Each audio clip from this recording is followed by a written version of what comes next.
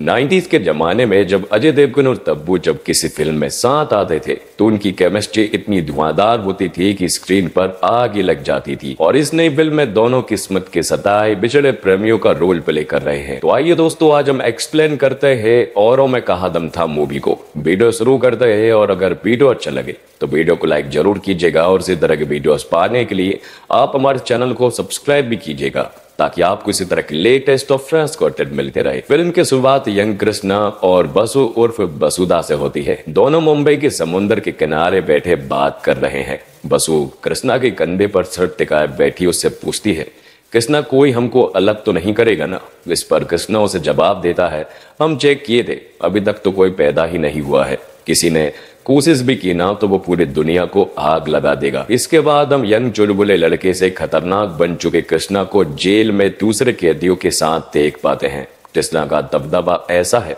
कि उसके चश्मा उतरते ही दूसरे कैदी पतली गली पकड़ लेते हैं और जो बच जाते हैं उसके सामने दोबारा खड़े होने के लायक नहीं रहते हैं। तो 22 साल से कृष्णा डबल मर्डर की सजा काट रहा है। मुंबई के आर्थर रोड जेल में उसकी पहचान अब सबसे हो गई। पुलिस वालों से लेकर कैदियों तक के बीच उसकी इज्जत है। उससे कोई भी पंगा नहीं लेना चाहता है। हालांकि दिखने में कृष्णा जो है वो एक सीधा साधा और डिसेंट आदमी है, लेकिन फिर भी उससे कोई भी पंगा नहीं लेता है क्योंकि उसकी असलियत के बारे में सभी अच्छे से जानते हैं। जेल में कुछ बदमाश गुंडे भी हैं जो कि कृष्णा की असलियत से वाकिफ नहीं है, लेकिन कृष्णा जो है वो वक्त आने पर ही उन्हें मजा चखाता है। तब तक वो उनके सामने बिल्कुल सीधा साधा रहता है। इसी बीच उसे पता चलता है कि उसकी 25 साल की सजा को घटा दिया गया है और उसे अब घर जाना होगा, तो वो पूरी तरह से डर जाता है। बचपन में ही अनाथ हो गए कृष्णा के पास वापस जाने का कोई घर नहीं है। बसुदा उसका सब कुछ थी, लेकिन जिंदगी के जिस मोड़ पर वो दोनों खड़े हैं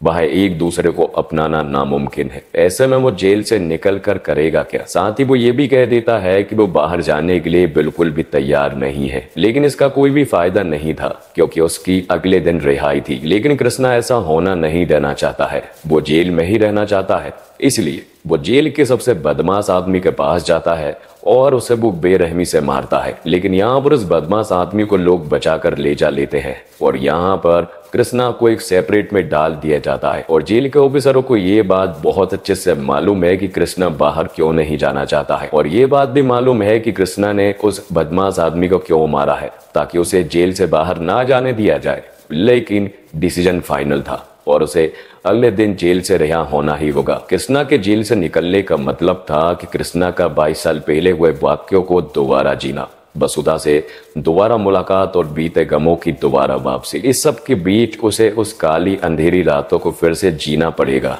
जिसने उसकी और बसुदा की जिंदगी को आम लव स्टोरी से बदलकर एक खौफनाक सपने का रूप में बदल दिया था। तो अगले दिन कृष्णा रिहा होने वाला था और कृष्णा का सबसे अच्छा दोस्त जिग्नेश जो है वो ये बात बसु को भी बता देता है, जिसके बाद कहानी जो है वो 22 साल पहले शिफ्ट हो जाती है, जहाँ पर कि हम यंग बसु और कृष्णा को देख पाते हैं। 22 साल पहले दोनों ही मुंबई की एक चौल में रहा करते थे। दोनों ही एक दूसरे के पड़ोसी थे और यहीं पर रहकर दोनों एक दूसरे से प्यार करने लगे थे। उनका प्यार ऐसा था कि दोनों एक दूसरे के लिए कुछ भी कर सकते थे। बसुदा के पास तो उसकी पूरी फैमिली है, लेकिन कृष्णा के पास कुछ भी नहीं है, वो पूरी तरह से अनाथ है। उसकी पूरी फैमिली सिर्फ और सिर्फ बसुदा ही है और वो बसुदा के लिए कुछ भी कर सकता है। तो कृष्णा जो है वो काफी इंटेलिजेंट है और वो हमेशा बसु को सपोर्ट करता है और आगे की पढ़ाई के लिए हमेशा मोटिवेट करता है। जिसके बाद कहानी जो है वो प्रेजेंट में आ जाती है, जहाँ पर कि हम कृष्णा को जेल से रिहा होता हुआ देख पाते हैं और कृष्णा को लेने के लिए उसका बचपन का दोस्त जिग्नेश आया था। वो यहाँ से निकलते हैं और सबसे पहले एक सेल्फी लेते हैं। वो सेल्फी जिग्नेश सबसे पहले बसु के पास पहुंचाता है और बसु सेल्फी को देखकर रोने लगती है क्योंकि बसु अभी भी कृष्णा से प्यार करती है। तो यहाँ से निकलने के बाद जिग्नेश और कृष्णा जो है वो साहू जी की शॉप पर पहुंचते हैं। दरअसल में सालों पहले कृष्णा जो है वो साहू जी की शॉप पर अकाउंटेंट का काम किया करता था और इसी बीच हमें इसी शॉप का एक फ्लैशबैक का सीन दिखाया जाता है। कृष्णा साहू जी की शॉप पर अपना काम खत्म करके वापस लौट रहा था, लेकिन तभी अचानक से कृष्णा देखता है कि कुछ 3 बदमाश लोग जो है वो साहू जी के शॉप पर उन्हें लूटने के लिए पहुंच जाते हैं। उन्होंने अपना फेस जो है वो पूरी तरह से कवर किया हुआ था। तो कृष्णा उनसे कहता है कि वो तीनों से तो नहीं लड़ पाएगा, लेकिन उन तीनों में से वो एक को तो आराम से पकड़ ही लेगा और फिर तीनों ही पकड़े जाएंगे। इसलिए तुम्हारे पास मौका है कि तुम अभी यहाँ से भाग सकते हो। ये सुनने के बाद वो तीनों ही यहाँ से भाग गए थे। और बाद में जब कृष्णा अपने चौल में वापस आता है तो वो यहीं पर रहने वाले पकिया नाम के लड़के से मिलता है। वो उसे 2 चांटे लगाता है और कहता है कि आज के बाद साहू जी की दुकान के आसपास दिखना भी नहीं। दरअसल में कृष्णा ने पकिया को पहचान लिया था कि उन 3 आदमी में से एक पकिया था, लेकिन पकिया जो है वो असल में एक बदमाश आदमी है और वो अक्सर ऐसे काम करता रहता है। अब अगले दिन हम देखते हैं कि कृष्णा जिस कंपनी में काम करता है वहां उसका बॉस उसे बताता है कि उसका प्रमोशन हो गया है और बेंगलोर में 7 दिनों की ट्रेनिंग के बाद उसे जर्मनी भेजा जाएगा। ये सुनने के बाद तो वो बहुत ज्यादा खुश हो जाता है और तुरंत ही ये बात बताने के लिए बसु के पास पहुंचता है। बसु ये बात सुनकर रोने लगती है। दरअसल में कृष्णा जो है वो जर्मनी 2 साल के लिए जाने वाला था, लेकिन बसु उससे कहती है कि मेरे आंसू को देखकर ये मत समझना कि मैं खुश नहीं हूँ, मैं बहुत खुश हूँ। लेकिन अब कृष्णा का दिल भर आता है क्योंकि 2 साल बसु के बिना बिताना उसके लिए एक बहुत बड़ी चुनौती थी। हालांकि कृष्णा वहां जाना नहीं चाहता था, लेकिन बसु उससे कहती है कि ये तुम्हारे फ्यूचर का सवाल है। वो कहती है कि 2 साल की ही तो बात है, 2 साल के बाद वो दोनों शादी कर लेंगे और फिर हमेशा साथ रहेंगे। जिसके बाद वो अपनी चौल में वापस जाने लगते हैं। वो चौराहे पर रुकते हैं जहाँ पर कि बसु कृष्णा से कहती है कि मैं यहाँ से जाती हूँ और वो 5 मिनट के बाद आए, वरना सभी को शक हो जाएगा। और जब बसु चौल में जा ही रही थी कि तभी अचानक से 3 बदमाश लड़के यहाँ पर बसु को पकड़ लेते हैं और वो बसु के साथ दुष्कर्म करने की कोशिश भी कर रहे थे और उन 3 लड़कों में से एक लड़का पकिया था। तब यहाँ पर कृष्णा पहुंचता है और वो उन तीनों लड़कों को बुरी तरह से मारने लगता है। उसके हाथ एक हथियार भी लग चुका था, जिस वजह से वो उन तीनों में से 2 की जान ले लेता है और पकिया यहाँ से भाग चुका था। यहाँ से वो उन दोनों को सड़क पर घसीटते हुए लेकर आता है और खुद को सरेंडर कर देता है। जिसके बाद कहानी जो है वो प्रेजेंट में आती है। यहाँ पर हम कृष्णा को देख पाते हैं जो कि 22 सालों के बाद चौल में वापस आया था। वो सबसे पहले अपने कमरे में पहुंचता है। 22 साल पहले कृष्णा ने इस कमरे में एक अंगूठी छिपाई थी और वो वही यहाँ पर लेने के लिए आया था। वो अंगूठी यहाँ पर नहीं थी और फिर तभी यहाँ पर एंट्री होती है बसु की। बसु यहाँ पर उससे मिलती है और दोनों एक दूसरे को देखते ही रह जाते हैं। बसु यहाँ पर कृष्णा से कहती है कि मुझे मालूम था कि जेल से निकलने के बाद वो यहाँ पर जरूर आएगा और उसे ये भी मालूम है कि वो यहाँ पर अंगूठी लेने के लिए आया था, लेकिन सालों पहले ही बसु ने उस अंगूठी को कृष्णा के कमरे से निकाल लिया था। जिसके बाद बसु कृष्णा को उस जगह पर ले जाती है जहां पर कि वो दोनों अक्सर मिला करते थे और यहाँ पर कृष्णा बसु को बताता है कि वो आज रात ही दुबई जा रहा है और फिर मुंबई वो वापस कभी नहीं लौटने वाला। तभी यहाँ पर बसु के हस्बैंड अभिजीत का कॉल आता है और यहाँ कृष्णा को मालूम चलता है कि बसु ने अभिजीत को उन दोनों के बारे में सब कुछ बता दिया। ये सुनकर कृष्णा पूरी तरह से हैरान रह जाता है और वो बसु से कहता है कि हम दोनों ने वादा किया था कि हम दोनों के बारे में हम किसी को भी नहीं बताएंगे। तो बसु कहती है कि तुम्ही ने कहा था कि आगे बढ़ जाओ और अब मैं जिस इंसान के साथ आगे बढ़ूं और उसे तुम्हारे बारे में ना बताऊं तो उस इंसान के साथ नाइंसाफी होगी। अब क्योंकि अभिजीत कृष्णा के बारे में सब कुछ जानता है इसलिए अभिजीत कृष्णा को घर बुलाता है। इसलिए बसु जो है वो कृष्णा को अपने घर ले जाने लगती है, जबकि कृष्णा का बिल्कुल भी मन नहीं था कि वो बसु के घर जाए और अभिजीत से मिले। अब जब कृष्णा बसु के घर पहुंचता है तो उसे मालूम चलता है कि बसु का बिजनेस जो है वो काफी अच्छा चल रहा है और अभिजीत भी काफी अमीर आदमी है। और अभिजीत के घर पर पहुंचते ही उसे वो वकील मिलता है जिसने कृष्णा को छुड़ाने में मदद कराई थी और उसे देखकर यहाँ पर कृष्णा को मालूम चलता है कि दरअसल में 2.5 साल की जो सजा कम कराई गई है वो दरअसल में अभिजीत की वजह से कम कराई है, लेकिन ये बात बसु को नहीं मालूम है। और फिर थोड़ी देर के बाद बसु यहाँ पर आ जाती है, जिसके बाद वो तीनों ही बात करने लगते हैं और बसु अभिजीत को बताती है कि दरअसल में कृष्णा जो है वो आज रात ही दुबई जा रहा है। जिसके बाद बसु को एक अर्जेंट काम आ जाता है ऑफिस के लिए, इसलिए वो तुरंत ही ऑफिस के लिए निकल जाती है। उसके जाते ही अभिजीत यहाँ पर कृष्णा से बात करने लगता है और वो तुरंत ही उस रात के बारे में पूछता है। हालांकि अभिजीत को उस रात के बारे में बहुत अच्छे से मालूम है,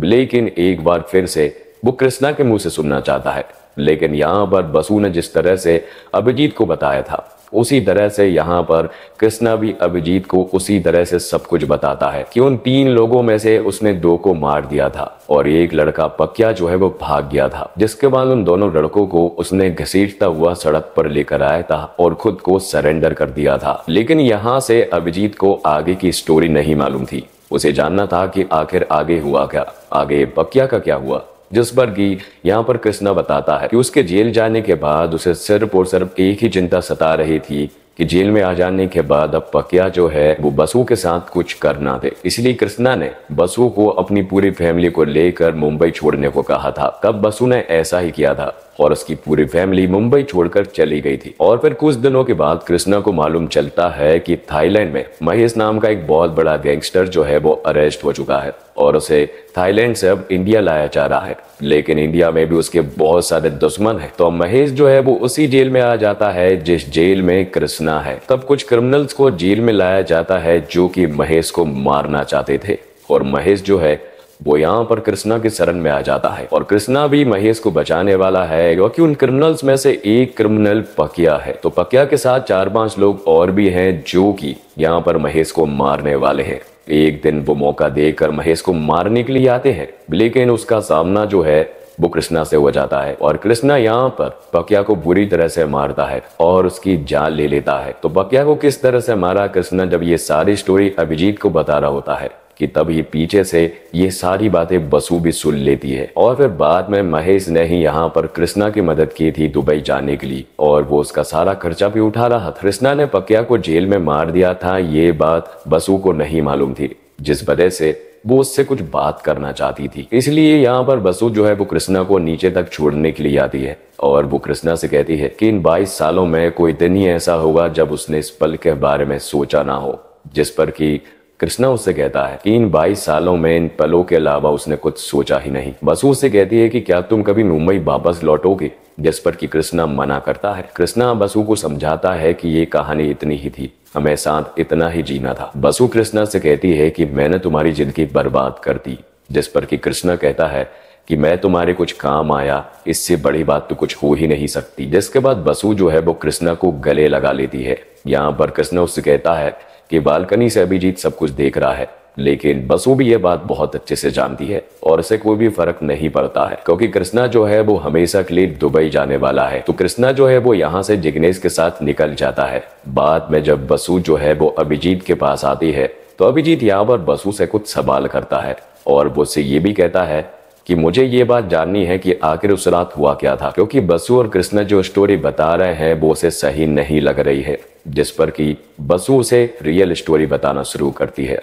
उस दिन वो दोनों मिले थे और जब बसु चौल की तरफ वापस लौट रही थी तो उन तीनों ने उसके साथ दुष्कर्म करने की कोशिश जरूर की थी, लेकिन जो 2 लोग मारे गए थे वो कृष्णा के हाथ नहीं मारे गए थे, बल्कि बसु के हाथ गलती से मारे गए थे सेल्फ डिफेंस पे। और थोड़ी देर के बाद जब कृष्णा यहाँ पर आया तब तक पके यहाँ से भाग चुका था और वो दोनों लड़के मारे गए थे। ये देखकर यहाँ पर बसु पूरी तरह से घबरा जाती है और यहाँ पर कृष्णा उससे कहता है कि घबराने की कोई भी बात नहीं है क्योंकि वो ये सारा इल्जाम अपने ऊपर लेने वाला है। कृष्णा यहाँ पर बसु को बहुत अच्छे से समझा देता है और उसे अपने घर भेज देता है। बाद में कृष्णा ने खुद को सरेंडर कर दिया था और अगले दिन बसु जब उससे मिलने के लिए आई थी तो उसने उससे कह दिया था कि वो अपनी फैमिली के साथ दूर चले जाए और आज के बाद वो उससे मिलने के लिए कभी ना आए। साथ ही उसने उसे आगे बढ़ने के लिए भी कह दिया था, मतलब कि शादी करने के लिए। तो इस तरह से कृष्णा ने अपनी पूरी जिंदगी जो है वो अपने प्यार के लिए दांव पर लगा दी थी। तो दोस्तों, फिल्म औरों में कहाँ दम था कि डायरेक्टर और राइटर नीरज पांडे को अपनी शानदार थ्रिलर फिल्मों के लिए जाना जाता है।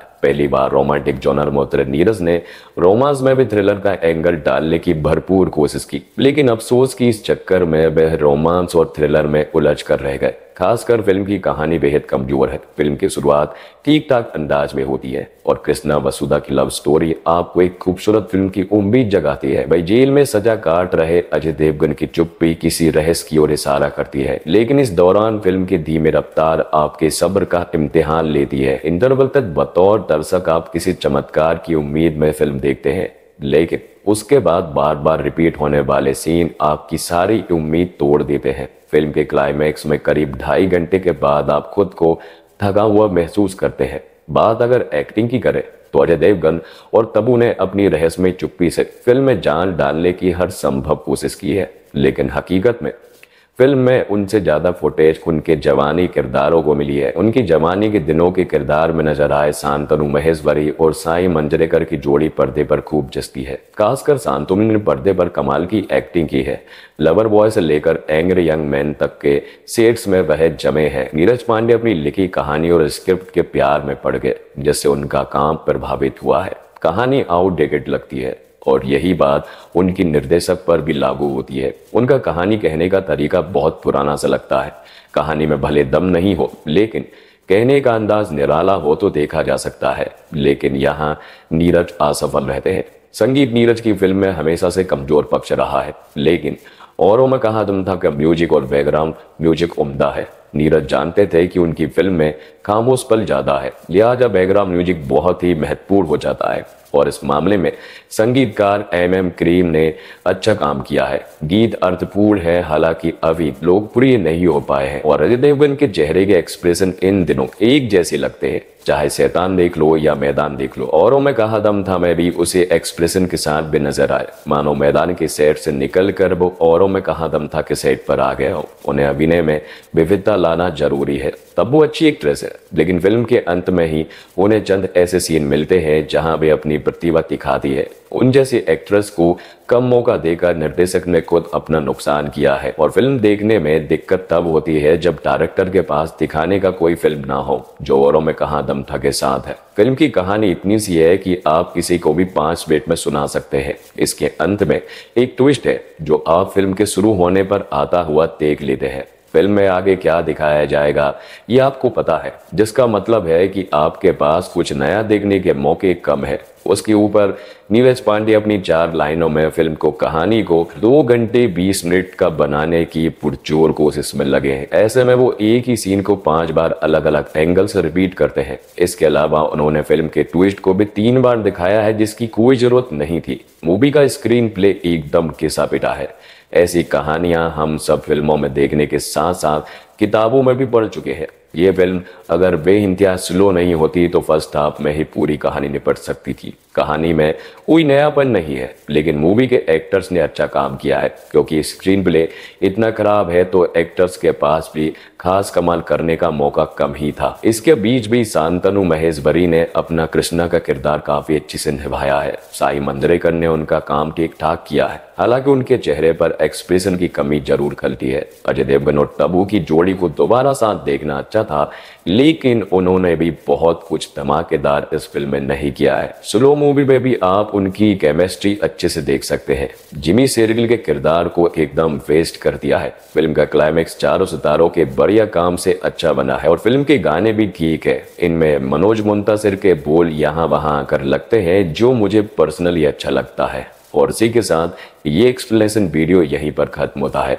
तो दोस्तों, उम्मीद करता हूँ आपको वीडियो पसंद आई होगी। वीडियो अगर अच्छा लगा हो तो वीडियो को लाइक जरूर कीजिएगा और इसी तरह के वीडियोस पाने के लिए आप हमारे चैनल को सब्सक्राइब भी कीजिएगा, ताकि आपको इसी तरह के लेटेस्ट और फ्रेश कंटेंट मिलते रहे।